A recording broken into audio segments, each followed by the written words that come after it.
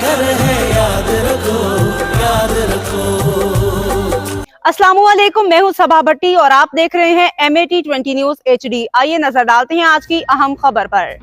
خبر شامل کرتے ہیں چینیوٹ سے بیورو چیف مختار احمد انصاری کی رپورٹ کے مطابق وزیر اعلیٰ پنجاب محترمہ مریم نواز کے بیان کے مطابق کمیونٹی پولیسنگ کے فروغ کے لیے اقدامات جاری۔ DPO عبداللہ احمد نے نماز جمعہ کے موقع پہ جامع مسجد فاروق اعظم منڈی شیخاں چینیوٹ میں کھلی کچہری لگائی۔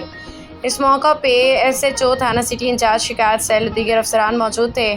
DPO عبداللہ احمد نے شہریوں کے مسائل سنے، مسائل کے حل کی یقین دہانی کرائی۔ شرکاء کو پولیس کی جانب سے مہیا کی جانے والی عوام دوست پولیس خدمات، بہتر پبلک سروس ڈیلیوری کے حوالے سے بریفنگ دی۔